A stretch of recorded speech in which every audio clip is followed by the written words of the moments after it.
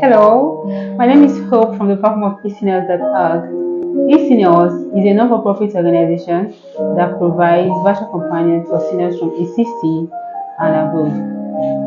Virtual companion is basically designed to support seniors who feel lonely and isolated from their communities, and this is done remotely through the usage of video chat technology. So today, I want to especially welcome you all to today's book reading section. We have been reading a book from Buchi Emecheta titled Second Class Citizen. We've done several chapters, so today we're going to be starting off from chapter 3 titled A Cold Welcome. A Cold Welcome. So I read. There was a sudden burst of excitement on the deck of the ship. Ada could hear it from where she was sitting in her cabin, changing Vicky's napkin. For a moment, she stopped what she was doing, straining her ears to make out what the excitement was about, but she could hear nothing coherent. There were voices jabbering loudly, somebody laughing hysterically, and there was sounds of someone running as if chased by demons. What could be it? What could it be? Wondered Ada as she hurried through the diaper routine. Perhaps it was a fire, or an incident, or could it be that they were drowning? She knew they would be in Liverpool in a day or two, but what was the rushing for?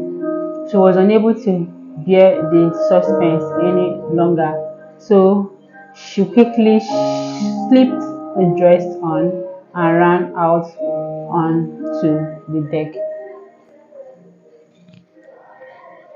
She had forgotten that they had passed the Bay of Biscay. She had forgotten that they were now in Europe, and that it was March, and that it was March. The cold wind that blew on her face as she emerged on deck was heavy and hot for as a blow from a bosom. She ran back with her arms folded across her chest to get more clothes. Then she ran to the ship's nurse. The nurse had a fat face, small eyes, and a fat body. She was all smiles when she saw Ada, and her eyes were lost in creases. Have you seen it? She blurted.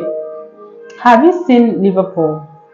It's too early and a bit dark, but we are in Liverpool. We have arrived in England. Ada opened her eyes wide and closed them again, still shivering.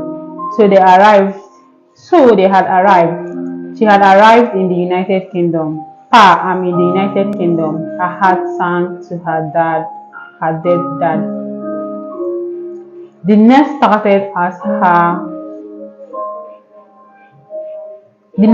stared at her for a second, then dashed past her, anxious to spread the good news. Ada put on the wellies which she bought at Las Palmas. Then she ran out on the deck. England gave Ada a cold welcome. The welcome was particularly cold because only a few days previously they had been enjoying bright and cheerful welcomes from ports like Takoradi, Freetown, and Las Palmas. If that had been Jesus, she would have passed England by Liverpool. If that was Jesus, she would have passed England by. Liverpool was grey, smoky, and looked uninhabited by humans. It reminded Ada of the local yard where they told her pa had once worked as a molder. In fact, the architectural design were the same, but if, as people said, there were plenty of money in England, why then did the natives give their visitors this poor, cold welcome? Well, it was too late to mourn. It was too late to change her mind.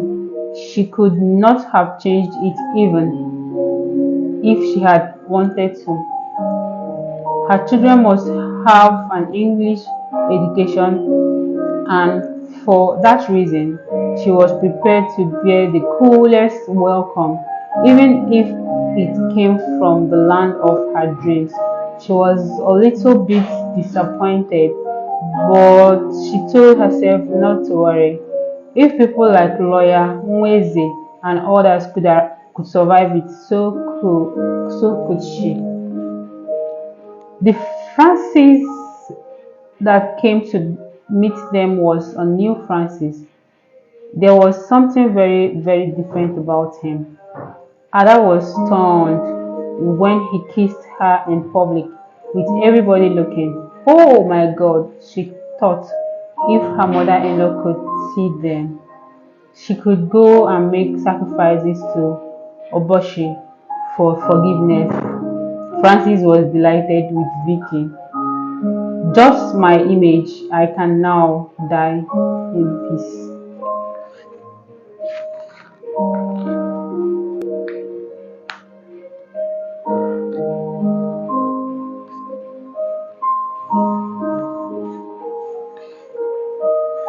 Ada challenged.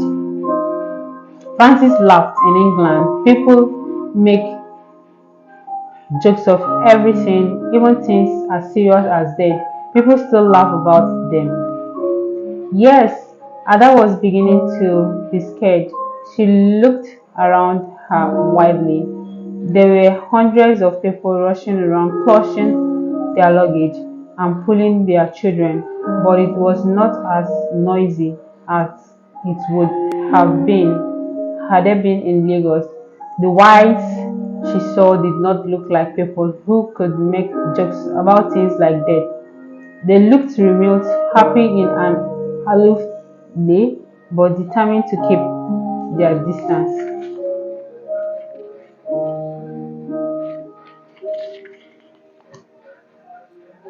These people don't look as if they know how to joke. You're lying, Francis. You're making it all up. English people don't joke about death. This separation of ours has made you bold. You've never in your life told me that I was lying before, Francis accused. Ada was quiet by the sharpness of his voice. The sharpness seemed to say to her, it is allowed for African males to come and get lives in England, but the privilege has not been extended to females yet. She would have liked to protest about it from the very beginning, but what was the point of their quarreling on the very first day of their meeting after such a long separation? It was a sad indication, though, of what was coming, but she prayed that the two of them would be strong enough to accept civilization into their relationship, because if they did not, their coming would have been a very big mistake. After the tedious check by the immigration officers, they shivered themselves into the train. It sped on and on for hours. For the first time, Ada saw real snow. It all looked so beautiful after the greyness of Liverpool. It was as if there were beautiful white clouds on the ground. She saw the factory where Ovaltine was made. Somehow, that factory standing there isolated, clean and red against the snowing background, lightening her spirit. She was in England at last. She was beginning to feel like Dick Whittington. Francis had told her in his letter that he had accommodation for them in London.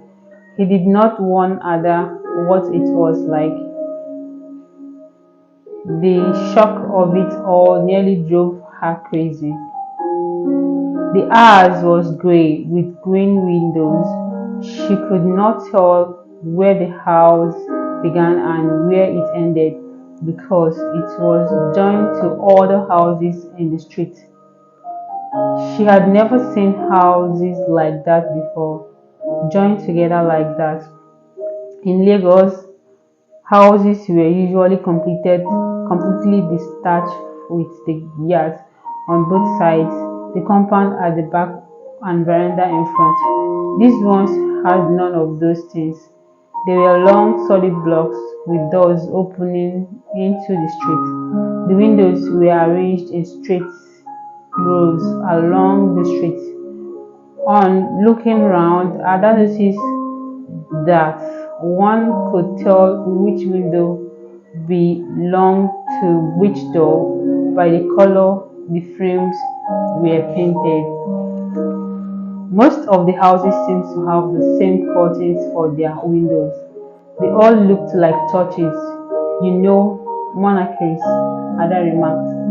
They build their houses like that here because land is not as plentiful as it is in Lagos. I am sure that builders of the future will start building our houses like that when Nigeria is fully industrialized. At the moment, we can afford to waste land in building spacious verandas and backyards. We may never be as bad as these, jammed against each other. Francis did not make any comment. There was no need. He opened the door into what looked to Ada like a tunnel, but it was a hall with flowered walls. It was narrow and it seemed at first as if there were no windows. Ada clutched her teeth, and she in turn held her mother in fear. They climbed stairs upon stairs until they seemed to be approaching the roof of the house, or a half room. It was very small with a single bed at one end and a new settee which Francis had bought with the money Ada sent him to buy her top coat with the space between the settee and the bed was just enough for a Funka-topped table, the type she had in kitchen in Lagos. Are you going to live here? She managed to ask. Well, are we going to live here? She managed to ask. Well, I know you will not like it, but this is the best I can do. You see, accommodation here is very short in London, especially for black people with children. Everybody is coming to London. The West Indians, the Pakistanis, and even the Indians. So the African students are usually grouped together with them.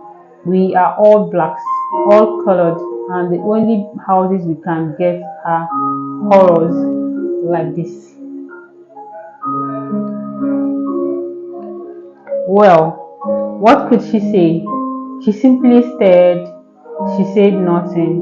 Even when she learned that the toilet was outside, 4 flats or stair down in the yard, nor when she learned that there was no bath and no kitchen, she swallowed it all, just like a nasty pill.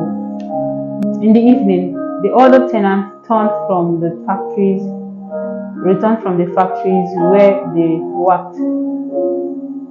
They all came to welcome her. Then, to her horror, she saw that she had to share the house with such Nigerians who called her Madam at home.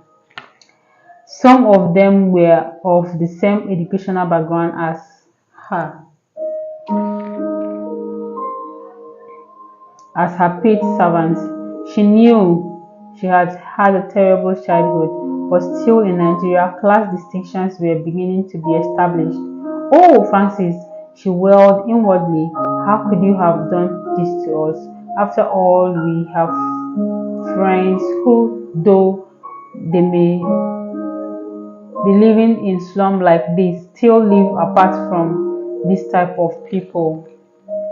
You could have tried, Francis. Look at your friend, Mr. Ake, when he knew what his wife was coming.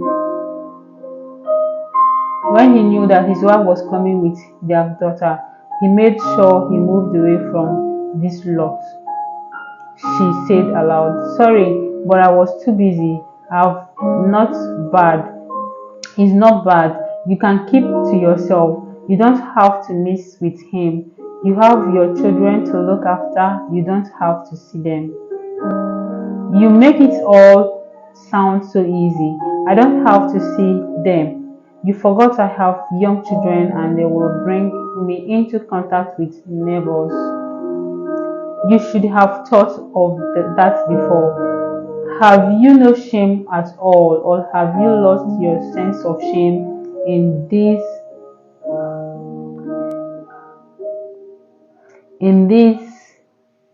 God-forsaken country? Oh, I wish I had not come. I wish I had been warned. I wish. Why don't you stop wishing and face reality? It is too late now. We just have to make the best of the situation. I shouldn't started mourning if I were you. Don't talk to me. I don't want to hear. You could have got better accommodation if you had really tried, but you didn't try hard enough. Ada yelled. Francis' temper snapped. He lifted his hand as if to slap her, but thought better of it. There would be plenty of time for that. If Ada was going to start telling him what to do, this scared Ada a little. He would not have dreamt of hitting her at home because his mother and father would not have allowed it. To them, Ada would like the girls that laid the golden egg. It seemed to them Ada was like the girls that laid the golden egg. It seemed that in England, Francis didn't care whether she laid the golden egg or not.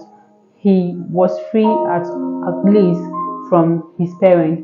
He was free to do what he liked, and not even hundreds of others were going to curtail that new freedom.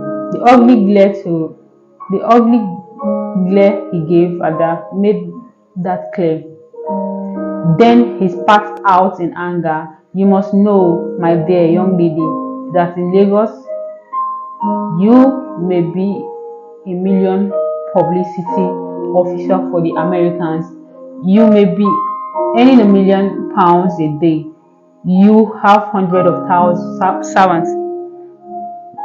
You may be living like an elite. But the day you land in England, you are a second-class citizen, so you can discriminate against your own people because we are all second-class. He stopped to see the effect of his warning.